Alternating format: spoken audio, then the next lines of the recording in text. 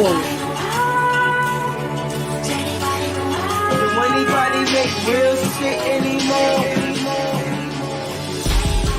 You have to have these difficult conversations. He would have used that more. We need a complete restructure. That's what I'm saying. I just want to emphasize that. But I think that small states, which despite not being able to compete in a democratic process on the basis of population, they do handle it. He had political influence through his money. I think that once the viewers engage and look at what is being presented to them, they'll have a better understanding of that question. How do we move forward? How do we move forward? We invite you to be a part of the league and participate in actually debating. Can you hear me now? Hey, Great Debate League. I know, right? What is happening? Bruce, you want to start us off? Happy 2020 end of the year from the Great Debate League commissioners. Can we really say happy 2020? I guess happy end of 2020 End because of 2020. it's a tough year for everybody I know. Like nobody came out of this one unscathed without some kind of conflict or turmoil they had to survive. Yeah. How about you, Mutor? I mean, unfortunately, this was a bad year for most people, but for me, it was definitely a come up. So I feel bad that for me it was technically a good year, but it might, hopefully, like it stays that way because I got an uncle who got COVID right now, so Right. I hope he's doing okay. I reached out to him, so it is what it is right now. So. Yeah. Right. Yeah. Hopefully he pulls out, with that COVID situation unscathed. Hopefully he gets the ladder of the spectrum of COVID. Yeah. Absolutely. Well, what we wanted to do is first of all, I want to start off too by saying thank y'all for rocking with us this year. This was a new year for us to start this league, and AJ, you initially came up with the idea, and then Bruce and Mutor, and then I joined. You want to talk about why you started this league? So the inspiration. So the inspiration behind me actually starting this league was actually COVID. I got tired. Seriously, I got tired of people talking about or discussing or even debating COVID from a stance of some type of authority when they had no background, they had done no research on that. And a lot of that was a keyboard courage. People getting out there and just spewing out their emotions and their opinions without having to actually back it up. So what I did is I wanted to create an idea that I had seen somewhere else with Dr. Strobel, and just took that and ran with it. And of course, I knew from the jump, I said, this is too big for me, and I'm going to need some help with this. Like, this is too big for me. What I'm having with the idea that I have is too big for me, and I'm going to need some help. So that's the reason why I had to get help, and I brought it in with the great minds that I knew of that would be able to catapult this into exactly what it is right now. That's what's up, man. Yeah. It's interesting because a few years back, me and Mutor, my buddy Jay English, and Goliath David, we were working on our own debate show. It was called, we were calling it Say It To My Face, right? So that's a lot where we had tried to get it off. We held a couple of debates even, but we were doing it live, and we were running into trouble getting people there. So I always wanted that opportunity to see how could we do it web-based, where people didn't have to travel. They could appear right from their computers, and it could still be something that was informative and entertaining. So I think it was maybe early in 2020, I challenged Mutor to a debate on or reparations. I was just like, that's it. I want to debate you, Mutor. And I had put up the picture of Shownuff, the meme of Shownuff. So then when AJ came back with the idea, I was like, hey, yeah, me and you could do the first one and kick it off. but I think we couldn't get the timing right. Then we just said, let's just do it and see what happens. And I mean, here we are now. This is growing. So and I'm looking forward. I mean, like Mutor said, like COVID was bad for a lot of people, but if it wasn't for COVID, I don't think that this platform would have got created, because what this did was not only provide the idea, but also the technology was there for this type of thing to happen. And that was the only bump that you were running into, is the technology hadn't been created yet. And look, you know, what they say, necessity is the mother of invention. Like, man, and look how far we've come. That's what I am the most proud of. When you look at some of those earlier debates, and you look at how far we've come. AJ and Bruce, one of the first debates AJ and Bruce was doing I don't know if it was a pre-debate interview or something y'all were doing. AJ had on a white tank top, t-shirt, and Bruce had on a black one. I thought y'all coordinated that like referees. We didn't think it was gonna grow that fast. Right. Yeah, we didn't think we really had what we had, and now we're starting to polish this up. And the thing about it that gets me so excited is that even though we polished this up, what we have in store for 2021 is going to be crazy. Some seriously polished debates. I'm excited about that. Yes. Yeah. I think we finally got a good understanding of how to use the platforms and use social media to really get people involved. It was we had a lot of rough spots, particularly in our Facebook group, because I think people didn't know what we were trying to do. They thought we wanted to get on Facebook and argue in comment sections. Right. This is not that. This is to actually bring intellectuals of all types of backgrounds, not just academic from the college world. There are people on the streets who are intelligent. There's people who have experiential knowledge, and we wanted to bring people from different backgrounds and have them challenge each other. Right. So, I think that's what makes it interesting. But it does require you to do a little bit of preparation. And I don't think people, I think people may underestimate that sometimes before they get into a debate. Right. Absolutely. We even had some debaters say, "Oh wow, I didn't know it was going to be like this," and we're like, "But you didn't see that we sent you the whole outline." I want to say this too for the audience: we send people an outline, like their definitions are agreed to, the premises agreed to, things are pre-negotiated.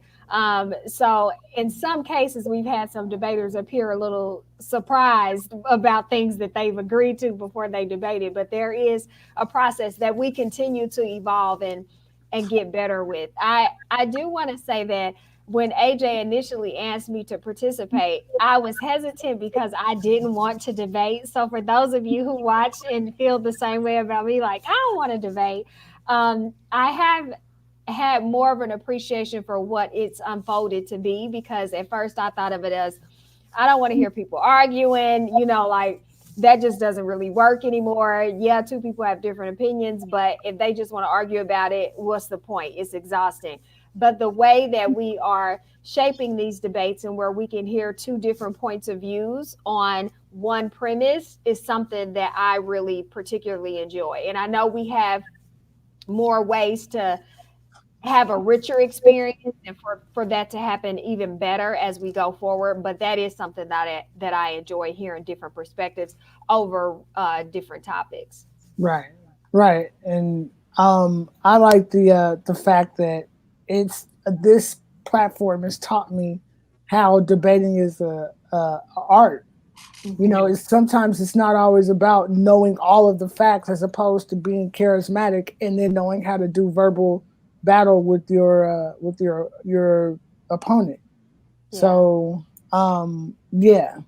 that's what I appreciate. And I want to say thank you to not just you all for viewing, but also the people that helped me make this possible. Yeah, absolutely, for sure. So anybody watching, question while we go through this, let us know in the comments who you would like to see in a debate. Anybody, tell us who you want us to get on the show. We're going to reach out to them. If you think somebody needs to be in a debate, you want to see them challenged, or you want to see them challenge somebody. And also some topics, also some premises that you want to see us put on together for next year. So we appreciate the feedback that we've received as well. Some people have let us know how know how this has inspired them. People have also given us feedback on, whether we need to moderate better, whether we need to, change some of the formatting and whatnot. And that's something that we take into consideration as well to make the experience better for everybody. Yeah. See, so how you feeling, Mutor? Dr. Flood, you are quite quiet this evening. I'm feeling good. I'm feeling good. Um, Feeling good. That's it. yeah, That's it. that's Let us it. be That's all you're gonna AJ. say. We're about to debate Okay. over how Mutor's feeling. No. But I do want to say we had 12 debates this year. Yeah. And we started in, goodness, was it May, guys? May, yeah. I think we Yeah. started in May, and we were able to have 12 debates. You all voted. We did a poll recently to vote for the greatest debate of the year, and we also voted for greatest debater. We had 17 debaters this year. I do believe when people were voting for the debaters, especially, they didn't click to see the rest of the list, so you could tell just the top half of the people were selected in the other half. So if you were in that bottom half, I don't even know that people really clicked to look down. But That's just one of the things we're gonna fine tune in the yeah, future. This is still our first run, but like you said, we started in May, and if you yeah, go back and look at those first debates and watch them as you come all the way down to from 1 to 12, it's almost like night and day. yeah. It I really like. is. I want us to try this out, or at least investigate the idea of having a panel for each Mhm. debate that officially scores it, and Mhm. kind of a scoring procedure and all that, almost how they do in boxing, where it's like you Right. go to the judges unless someone concedes. Right. And like I said, we have some things popping in the next 12 months. So how we do our platform is going to modify itself. So yeah, I mean, I'm excited. That's why I'm like over here cheesing. Yeah, yeah. So while we here, we got a few minutes in this special broadcast.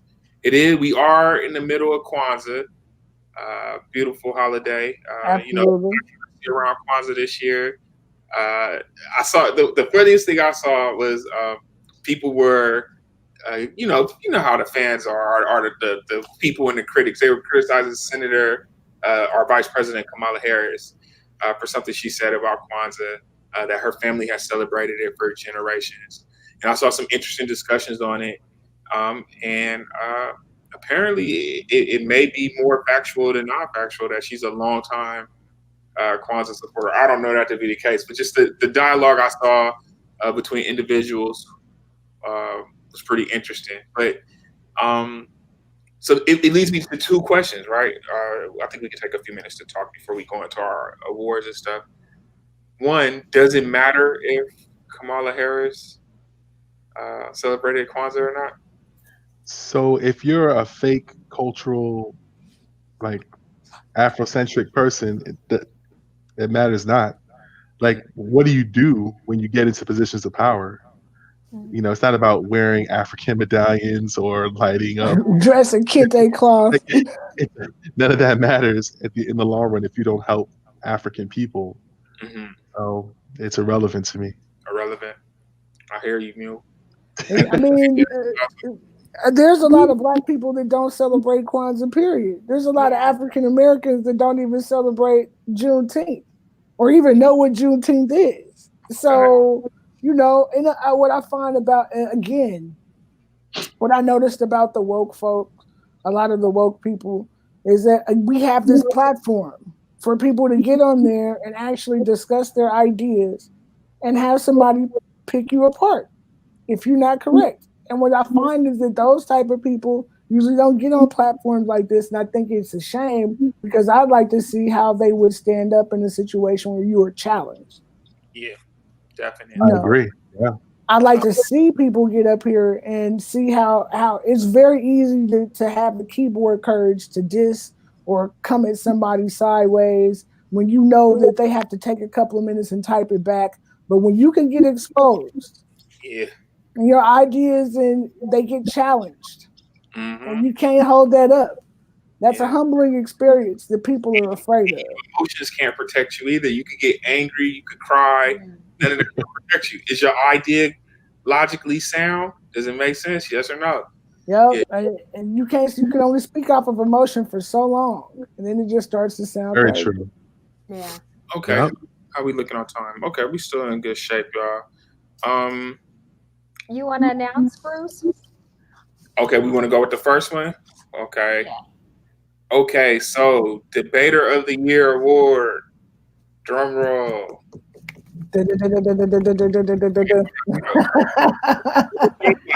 Before we announce with the audience, like, who did y'all like for Debater of the Year? Oh, and that's what I mean. We had so many good ones. Bruce, I actually ended up going with you because I think it is your skill set, but I also, in fairness, I was able to hear you debate a couple of times. So to the other people who I only heard debate once, it did skew me a bit. However, I do feel, even though you're a commissioner, but you always, I felt, came prepared. I always felt like you weren't just winging it. Like you came factually prepared. You paid attention to your opening statement. You paid attention to your closing. You listened to people. So you were always prepared. I appreciate that. I appreciate that. You know, I looked at it. I didn't want to vote for myself necessarily because I thought that might be egotistical.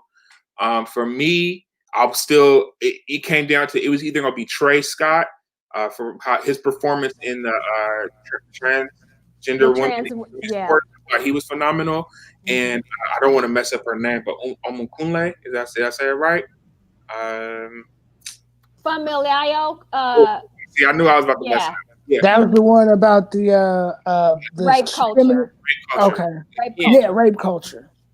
Why I voted for her and why I was so impressed with her is because she gave me a whole different perspective on how you could approach a debate. Almost, I called it like a Tai Chi approach, where she was just like really graceful with it. You know, it was like cutting him up right now, but you can't even see her going. Right.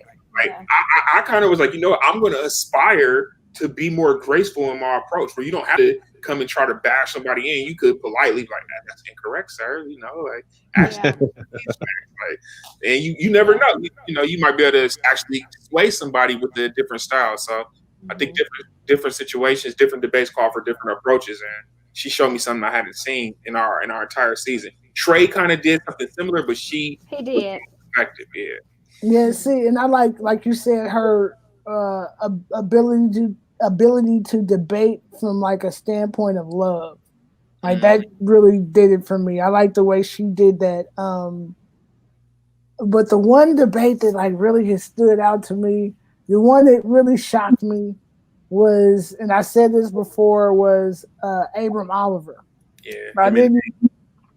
And the reason why I say that is because I think AJ, tell which debate that, because that was earlier on. That was like, I want to say that was like either the second or third one, and it was on the Bible. Yeah, GDL. The validity of the Bible, and Nate Turner. He was the gentleman, and I went to school with Nate, so I knew Nate was gonna put in a solid performance. And for a second there, I wasn't sure if Abram Oliver would be prepared, and he came out. Oh my goodness, that was amazing. I love my homie Nate, but he came out there and slayed Nate in front of everybody, and like Nate took a really. This is something we learned early in the league. Nate took a really tough position, right? Yes, he did. And then, but the way his credentials, his background, I was like, yeah. And I looked at, I misjudged Abram Oliver by his credentials. I was like, I don't know if he's going to be able to bring the same breadth of professionalism and expertise to this. And then we got him in the arena, and it was the exact opposite. I was like, oh my goodness, Nate doesn't have an argument, which I knew he never did, but I thought maybe he could snow something over Abram, but Abram wasn't having it. So Abram wasn't having it. Abram came out there prepared. Yeah, that He was good. came out there prepared, and that was the one debate. And even though, and the thing about it is, we had a lot of good ones. We had Yeah. a lot of good ones. We had literally 12 to choose from, but the one that stood out to me was the one that I was worried about because, like I said, I've been knowing Abrams since I was a kid as well. I knew both the debaters, so I was kind of concerned. But when he went in there and did his thing, I was, yeah, quite So surprised. I'm checking the poll right now to announce the winner. Where's All it at? right. I don't see the poll. Uh-oh. I Wait, deleted which one was your favorite, Ebony? Oh, Ebony. Yeah. I chose Bruce. Oh yeah, I'm sorry, But remember I Mutor. said, 'cause I Mutor think was the only one. Dr. Flood was the only one. He must be watching what is it, Shameless or something? Empire. Is that what you watching? You binging Empire since school's out? No, no, You sir. watching The No, sir. Mandalorian? I may be. I got access to that, with the hookup. You know what I'm saying? Did we close the polls? Just asking because I don't see them. We may not have, but we do Okay, here know. they go. Here it goes. Okay, the winner for Great Debate League debater of the greatest debater of the year is Mrs. Janaba Phillips. Yay, And Yes. Janaba! Congratulations, Miss Phillips. She did very well too. I remember She got after in there twice. she had a really tough opponent. I remember Mhm. after that debate, I said in the post, I said I thought that I had debater of the year on lock, and that was the first time I was like, "Oof, like, yeah, this gonna be a Yeah. tough." Yeah, no, Janaba, she came prepared. She was eloquent, and she has so much charisma Right. already. That's what it was. And even though I didn't even agree with her argument 100%, but Mhm. she brought it. Yeah, so Because Janaba, like AJ said, she did a couple of debates. The most popular one was the feminism debate that she did with Katina Taylor. yeah, That one really got a lot of views and feedback. Right. Well, Did, yeah. congratulations, Congratulations, Janaba. Janaba. Congratulations. And what does Right. Bruce? What we'll send Janaba her. yeah, $100. Well, Hun- we'll say an award. We won't say the amount. She's winning a cash award to her Cash App as the Great Debate League Debater of the Year, and we're gonna make her a plaque and everything, and take a picture of it so she can see it. Well, I Right. think it's one where you get your name inscribed on it each year. Nice. That's what's up. Thank you, Janaba. You're Thanks like so the much title. for participating. Congratulations, you got the title. Yeah. Oh yeah. Oh yeah. Well deserved. Well deserved. All right. And for our second poll that we did, the greatest debate of the year. And AJ, you already said, so you think the one with the Bible, defending the Bible. Did you think that was the greatest debate as well? No.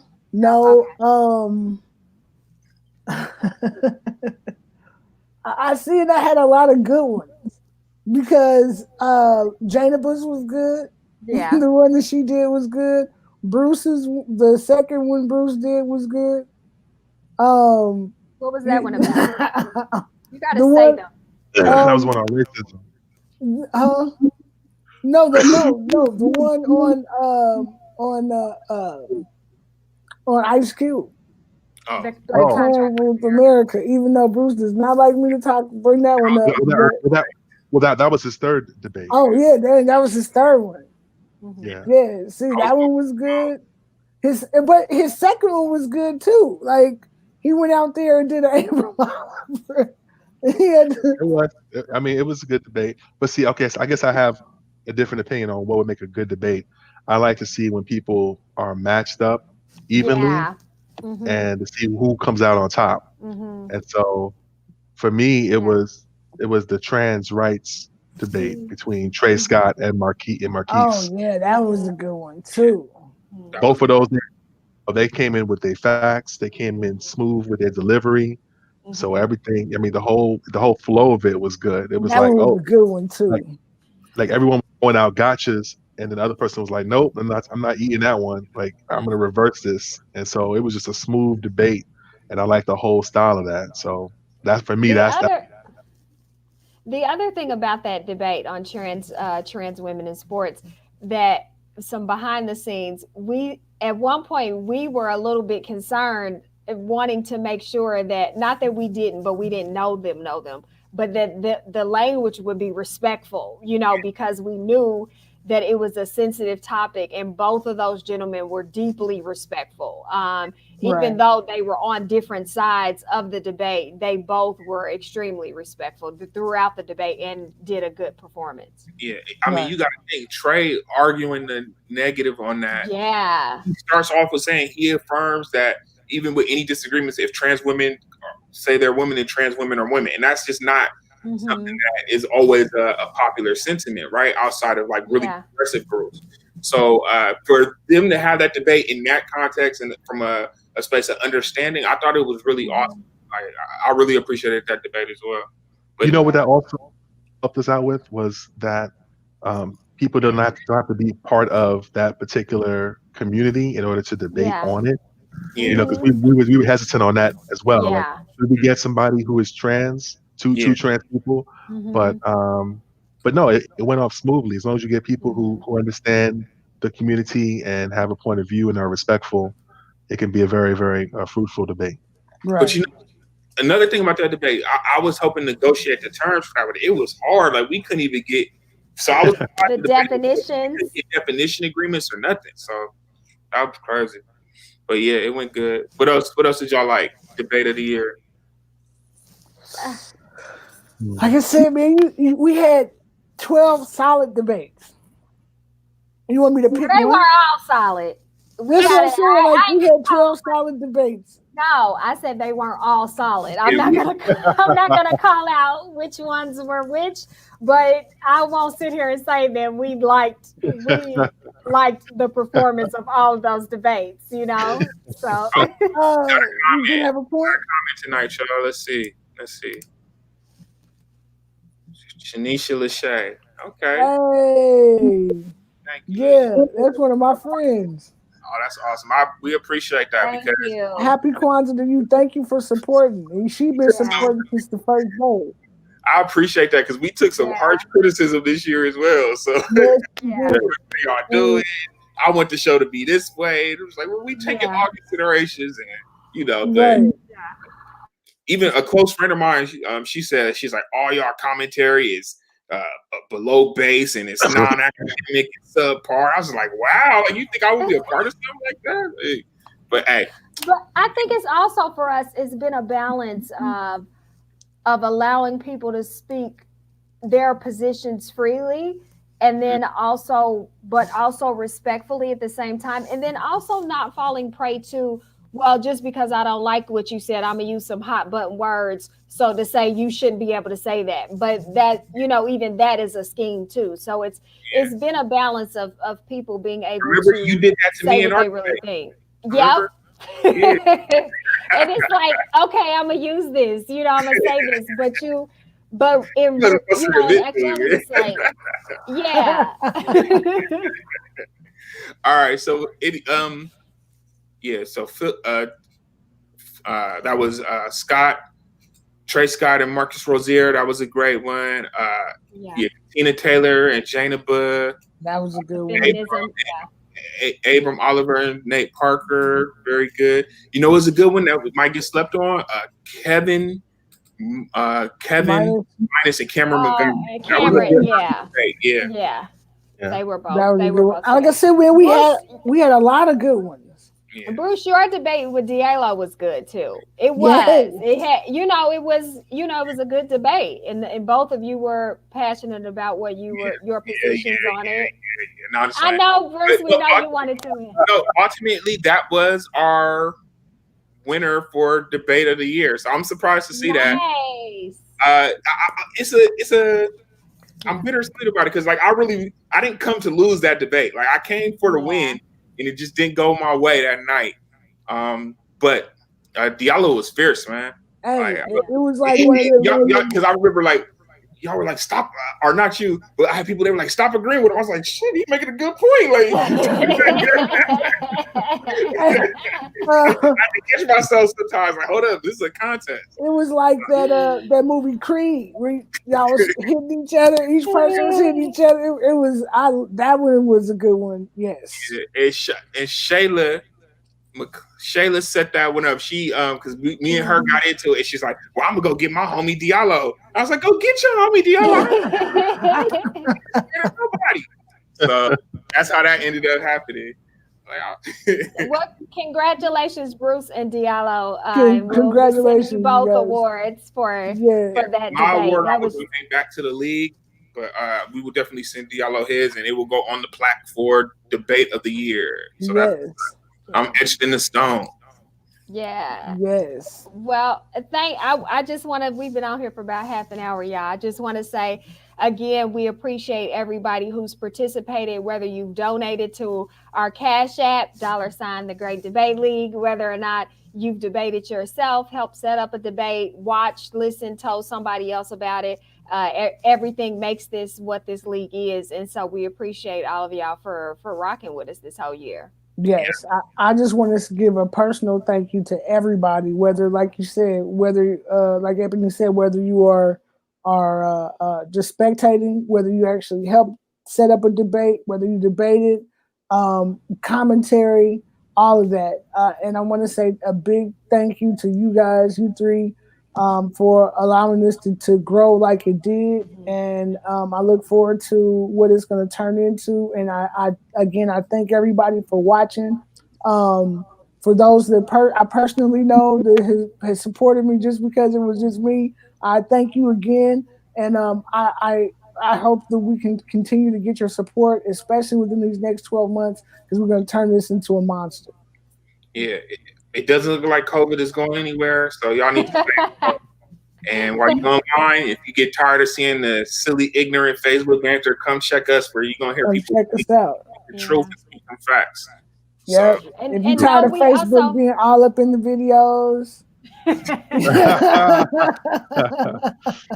Also know that we have our podcast. We're on Spotify, iHeartRadio. We're also on YouTube, The Great Debate League Inc. We're on Instagram, so we're on other social platforms as well. That's what's up. That's what's up. Mule, what you do? Say it.